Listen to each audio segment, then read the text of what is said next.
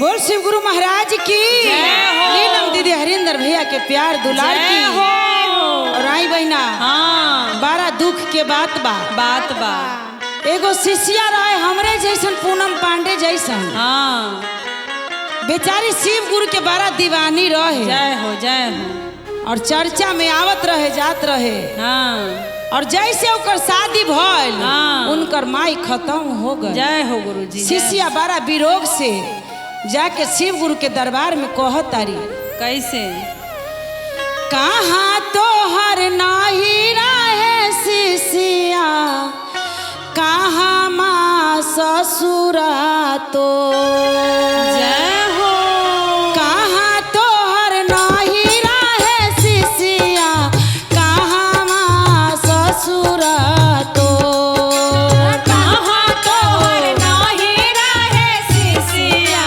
कहाँ माँ ससुरा तोर।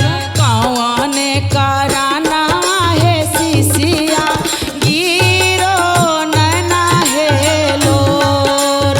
कौन करना है शिष्या नयनवा गिरहो लोर। कौन करना है शिष्या नयनवा गिरहो लोर। जय हो जय हो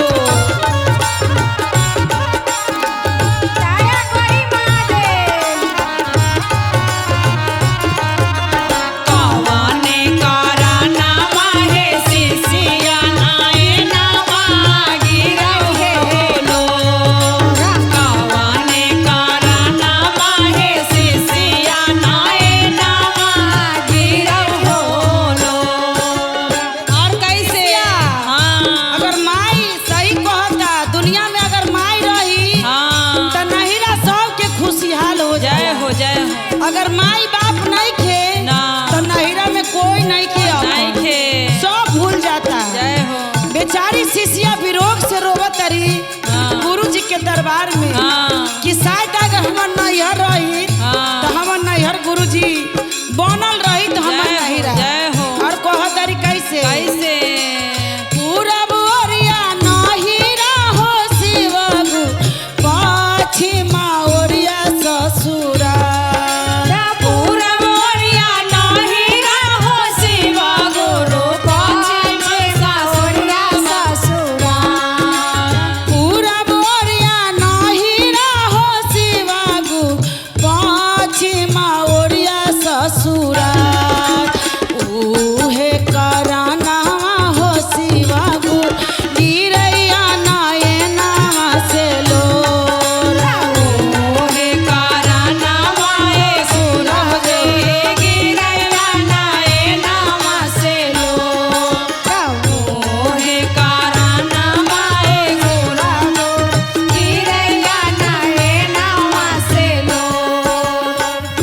चारी कहतरी कि शादी भइल शिव गुरु हमर माई मर गए।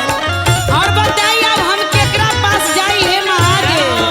भाइयों भौजाई कैसे करना वाए शिष्या नयनवा गिरहो लोर। कौन करना वाए शिष्या नयनवा गिरहो लोर। चारी रोके और गुरु जी के दरबार में कहतरी कि हे शिव गुरु जय हो अब महादेव। हम कहाँ जाई। कहाँ जाएं? नहिरा में माई बाप रही हाँ। तो जरूर बुलाइत जय हो और भांग के पोटली जरूर दित महादेव।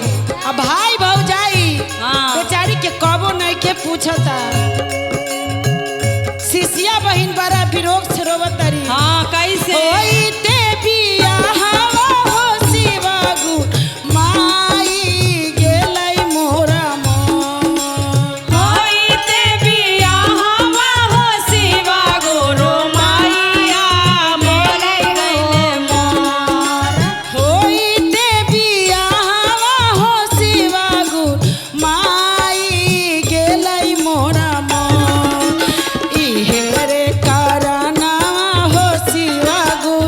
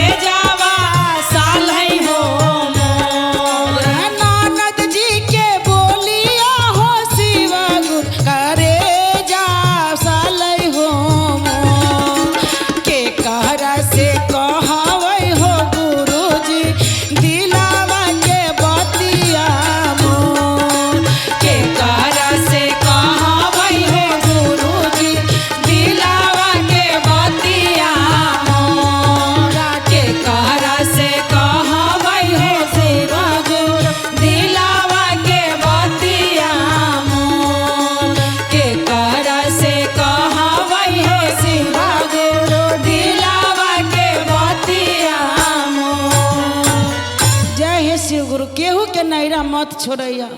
माई बाप खुशहाल रही नैरा में हे शिव गुरु। दया करी माँ।